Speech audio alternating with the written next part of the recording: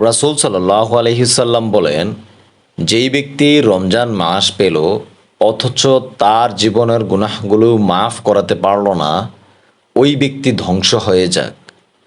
প্রিয় দিনী ভাই ও বোন, আপনার কাছে আমি বিনীতভাবে অনুরোধ রাখব, এই গুনাহ মাফের জন্য আজকে আমি এমন একটা দোয়া আপনাকে শিখিয়ে দিব, যেই দোয়াটা আপনি যদি পাঠ করেন, আল্লাহ তাআলা আপনার জীবনের সকল গুনাহগুলি মাফ করে দেবেন।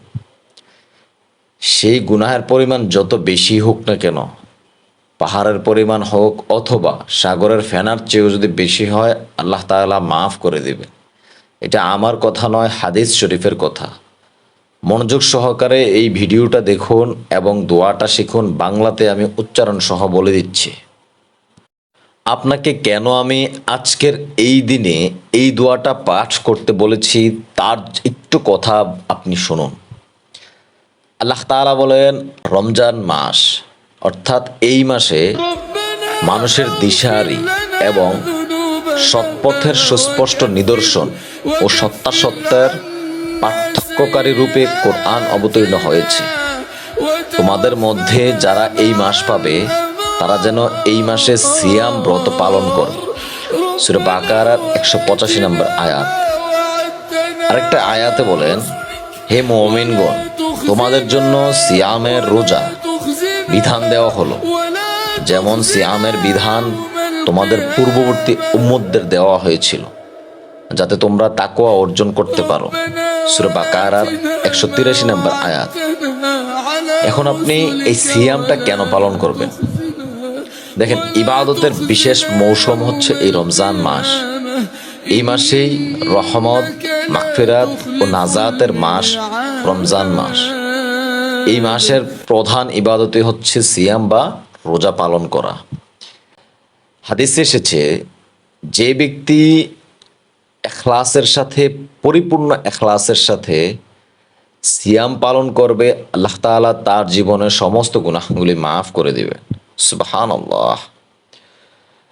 প্রিয় নবী সাল্লাল্লাহু আলাইহি ওয়াসাল্লাম বলেন, যখন রমজান মাস আসে তখন জান্নাতের দরজাগুলো খুলে দেওয়া হয়, জাহান্নামের দরজাগুলো বন্ধ করে দেওয়া হয় এবং শয়তানকে বন্দী করা হয়।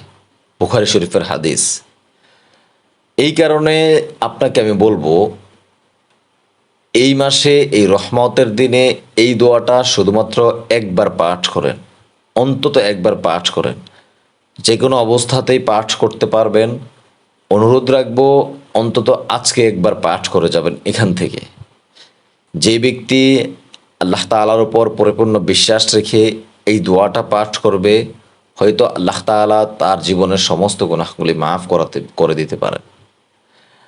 আপনার জীবনে আপনি এই চোখ দিয়ে অনেক গুনাহ করেছেন, এই হাত দিয়ে অনেক খারাপ কাজ করেছেন, মুখ দিয়ে অনেক মিথ্যা কথা বলেছেন।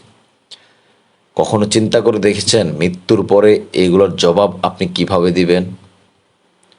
আল্লাহ তাআলা যদি আপনাকে প্রশ্ন করেন, তখন আপনি যদি ঠিকঠাক উত্তর দিতে না পারেন, আর আল্লাহ তাআলার অর্ডার হয়ে যাবে, এই বান্দাকে জাহান্নামে প্রেরণ করো, তখন আপনার আর বাঁচার কোনো রাস্তা থাকবে না। হাজারো মাফ চাইলে কোনো কাজ হবে না। ওই জাহান্নাম যে কতটা ভয়ঙ্কর, নবী করিম সাল্লাল্লাহু আলাইহি ওয়াসাল্লাম আয়েশা রাদিয়াল্লাহু তাআলাকে বলেন, হে আয়েশা, আমার বান্দারা কখনো কল্পনাও করতে পারবে না জাহান্নামের আযাব কতটা ভয়ঙ্কর। ওই জাহান্নামে দেওয়া হবে দারি নামক খাদ্য, যেই খাদ্য খেলে আপনার ক্ষুধা নিবারণ হবে না, কিন্তু আপনি খাইতেই থাকবেন।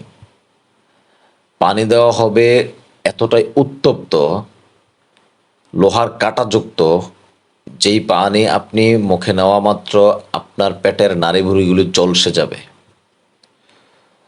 একটু চিন্তা করেন, যে অবস্থাতেই আছেন, হয়তো আপনি পরবর্তী রমজান নাও পেতে পারেন।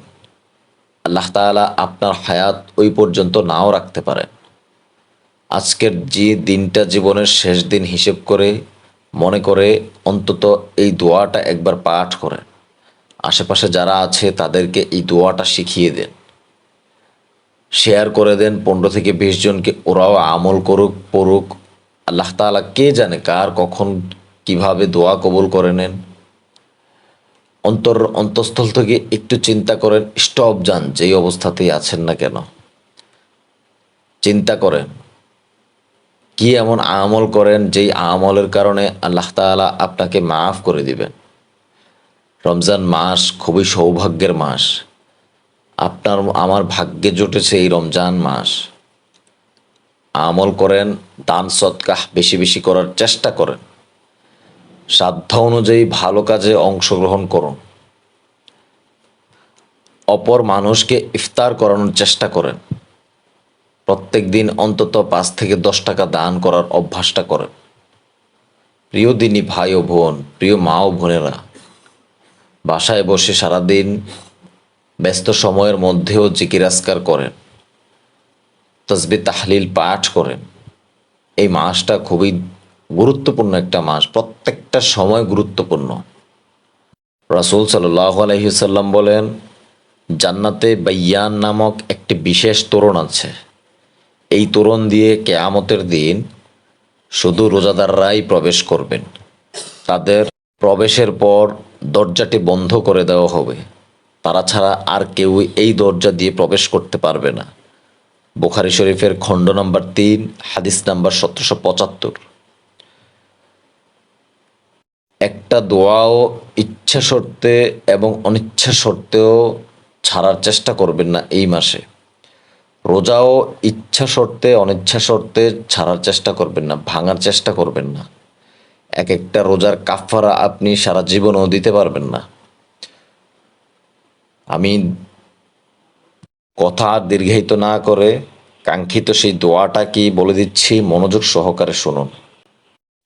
আলহামদুলিল্লাহিল্লাযী আত'আমানি হাযাত তা'আমা ওয়ারযাকানি মিন গায়রি হাওলিন মিন্নি ওয়া আলা কুওয়াহ। পড়েন, একটু বানানগুলো কঠিন, আমি বাংলাতে দিয়ে দিয়েছি, দেখে দেখে মুখস্থ করেন। পড়েন, আলহামদুলিল্লাহিল্লাযী আত'আমানি হাযাত তা'আমা ওয়ারযাকানি মিন গায়রি হাওলিন মিন্নি ওয়া আলা কুওয়াহ। খুবই ছোট দোয়া, প্রয়োজনে লাইক দিয়ে সেভ করে রাখুন, ভুলে গেলে যেন মনে করে দেখে আবার পড়তে পারেন। আপনার কাছে বিশেষভাবে অনুরোধ থাকবে, আপনি যদি আমার চ্যানেলে নতুন হয়ে থাকেন অবশ্যই চ্যানেলটি সাবস্ক্রাইব করে সঙ্গে থাকবেন। এক প্রিয় বোন আপনাদের কাছে দোয়া চেয়েছেন, ওনার ছেলে খুবই অসুস্থ। আল্লাহ তাআলা যেন আমাদের দোয়ার বরকতে, আপনাদের দোয়ার বরকতে ওনার ছেলেকে সুস্থ করে দেন, আমিন। দয়া করে কমেন্ট বক্সে অবশ্যই আমিন লিখে যাবেন। প্রত্যেক বেজোর রাতে লাইলাতুল কদরের সন্ধান করুন। নিঃসন্দেহে কদরের রাতে আল্লাহ তাআলা এই কোরআন অবতীর্ণ করেন। এই রাতে ফেরেশতা ও জিবরাইল আলাইহিসসালাম তাদের পালনকর্তার আদেশক্রমে প্রত্যেক মঙ্গলময় বস্তু নিয়ে এই পৃথিবীতে অবতরণ করেন। এই রাতের আগাগোড়া শান্তি যা ফজর হওয়া পর্যন্ত অব্যাহত থাকে। সুতরাং ওই রাতটা যদি আপনি পেয়ে যান তালাশ করতে করতে, আর আপনি যদি ওই রাতে দোয়াগুলো করে ফেলেন, ইনশাআল্লাহ আল্লাহ তাআলা সকল দোয়া কবুল করে নেবেন। ভালো থাকবেন। আসসালামু আলাইকুম ওয়া রাহমাতুল্লাহি ওয়া বারাকাতুহু।